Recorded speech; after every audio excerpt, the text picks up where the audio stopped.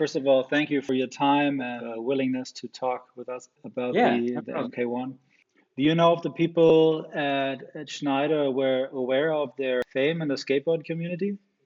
They did not know it. I mean, obviously, it was kind of a sense of pride that MK1 and Xtreme had this very strong, kind of passionate following in the skate community. Skate videographers would come in every once in a while with like a box, with like, I need this fixed. And you look in there, you're like, ooh, like that's brutal. But there's one guy that's pretty much touched every single MK1. Oh, His wow. name is Jose. And he's like the master. He paints them. It's a hammer sometimes. I mean, some of these things are just crunched, and like it'll come in a box like just shattered and just rough, and like you see what he does with them, you're like, whoa, that seems impossible, but he does it. Say 2005, 2006, Century was going strong, like very strong, is doing really well. And then at some point, just like anything in gear, equipment, the popular thing, things turn hard right, and then we were like, whoa, So they basically had to track that number fall, and there wasn't a whole lot that they could do about it.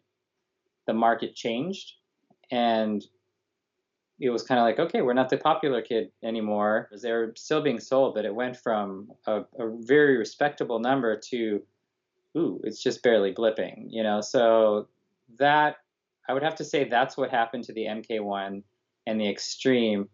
And in a way, they kind of held out the longest, right? Hmm. Because there's many other products for Century that have been discontinued over the years, but it was kind of like the MK1 and the Xtreme were like, no, not yet, hang on, right? So you can't actually make 25 MK1s and have the actual cost of making it, the materials, the labor. At some point, you go upside down. You know Hmm. what I mean? Then it's like, oh, great, I sold 25. Oh, we actually lost money. If I'm selling this iPhone, but I'm losing $50 every time I do it, I'm probably not going to sell that very, very long, right? You Yeah, kind yeah. You of, need economy you of know, scale to make it yeah, work. exactly, exactly. So I was the one who actually had to send out the letters of discontinuation on the MK1 and the Extremes. I was hitting that send button like, oh, Mm. like, oh man, I hate doing this, but it's business. But an interesting thing happened in particular with the MK1. It kind of reignited the MK1 interest. Like, I think it's when you tell somebody you can't have something, and Hmm. then you want it. You want it so bad because of it. They're being marked up on the used market, like eBay or whatever. Like I think Yes. I heard somebody saying like 1800 or something like that. That was a Hmm. while ago. Hmm. But it's also a shame for the people that use them as tools, because for them that's their livelihood. They're using these things to make very unique videos. So it's kind of like both sides. On one hand, somebody wants to make extra money. Everybody likes to make a little bit extra money. The other hand, there's a whole community that relies on these as tools to create unique videos in the style that they want. That's become synonymous with skate videos and street skate and everything. What actually got Schneider's attention, and Century, of course, is the petition. The Change.org petition reached a big number in a short amount of time. So that wasn't something we could ignore, obviously. And of course, I signed it. Yeah, me too. So I started getting phone calls and emails of people saying, "Hey, how many would it take for me to order for you guys to do this?" I was like, "Ooh, well, I don't know. Let me talk to some people at Schneider. Even if the answer is absurd, like the Yeah, amount is absurd, at least I can tell you, hey, listen, it's practically not doable, but here's a number." yeah. I think I'm about to reveal what the 300 is because I've seen all kinds of comments and things like that on the Hmm. 300. So 300, all that equals is the minimum number we have to manufacture for it actually to make sense where it doesn't not make money. Okay. There's no weird, we're not trying to be like, oh, let's make it limited because then the price will go up. Absolutely not.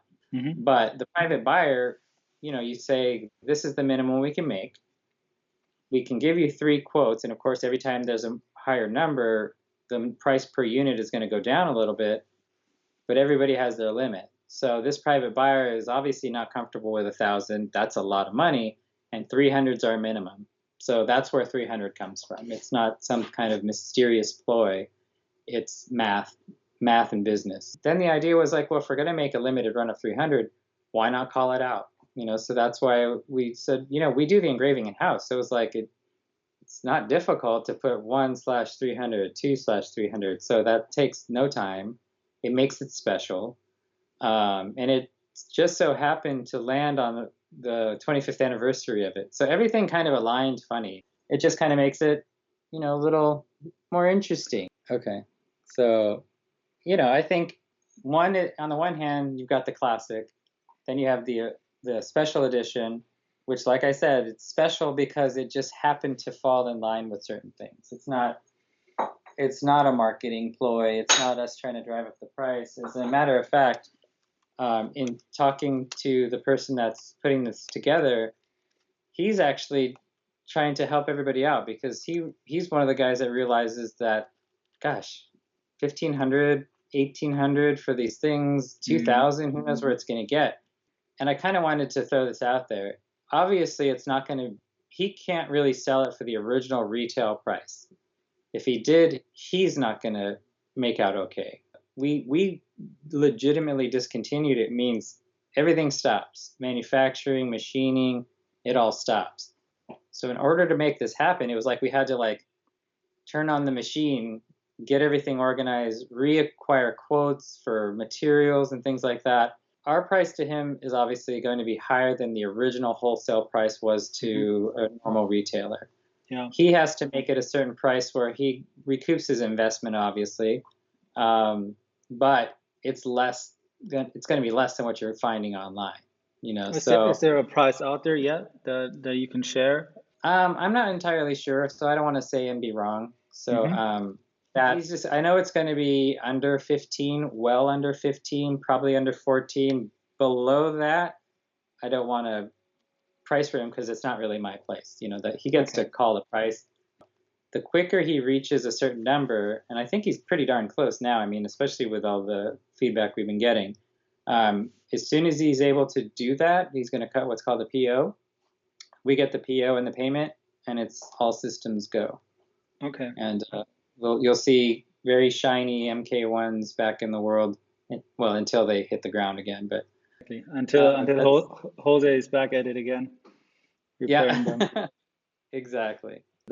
So obviously it will be easier to get the 300 and to get the deposit in if more people who are actually interested in will purchase it. So where can they purchase it? So for now, what I have is an email address, and that's actually MK1 fisheye sales@gmail.com. Okay. And so it's pretty generic, and I think I saw somebody say that looks sketchy. And I do know that they're actually putting together a launch website. So I don't have that just yet. So if the first 300 goes super quick, I mean, the investor would obviously have an opportunity to go again. Maybe if they see that the 300 went well, maybe he'll do more. Obviously, it would be a 25th anniversary. I think what would potentially be possible is a return to the normal cap or some other addition. Who knows? But 300 doesn't mean that we have 300 pieces left. 300 was what I explained. That was basically a financial cap. I think a lot of people were thinking that's it. And it might be, or it might not. It depends on the success of this run. We get it. We're real people. We understand what's popular. We understand passions of cinematographers of any type. And of course, you want to be the one to satisfy that. So this looks like a kind of a different way, a different path to satisfying a community of videographers, and we're more than happy to be a part of that. So there's also the Xtreme fisheye for the Panasonic cameras.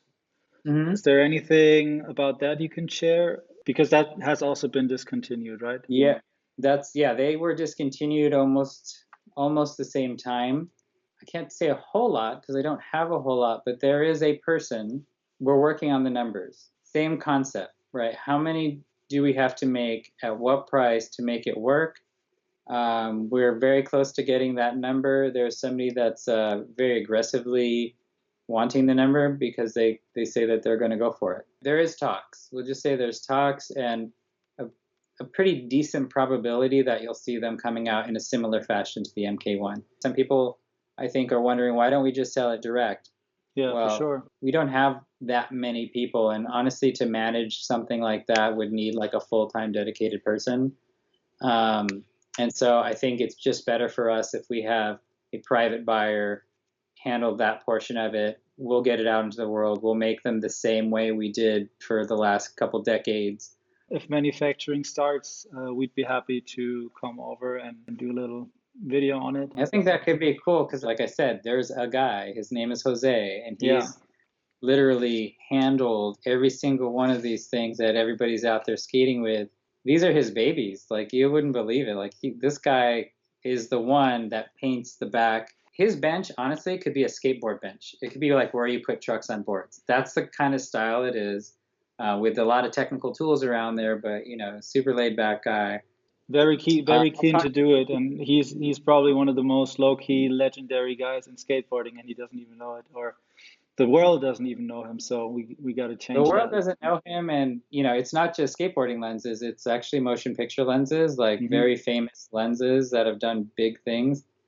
I always told him you should sign your name on the inside just for fun. And he's like, eh. When the lenses come back for service, he's like, oh, one of my babies came home. No, I mean, thanks for your time. Like, Yeah, no really cool to problem. get an update, like really from the source. Yeah, Um, yeah. It's funny to read social, because one person said, "Oh, it seems sketchy," and like somebody third buyer is trying to like up the price and everything, and you just want to say like, "Dude, no, this is somebody that's actually helping your cause. Knock it off." But you can't take that stuff seriously. yeah, yeah. Uh, But it's good. But it's good we share this information so people know it's for real, and that's the only way to get it these days. And yeah, yeah, we can go from there. yeah. No, I feel good about it. It helps get the message out that it's all going in the right direction and it's all above boards and nothing's weird about it. Exactly. Yeah. Good stuff.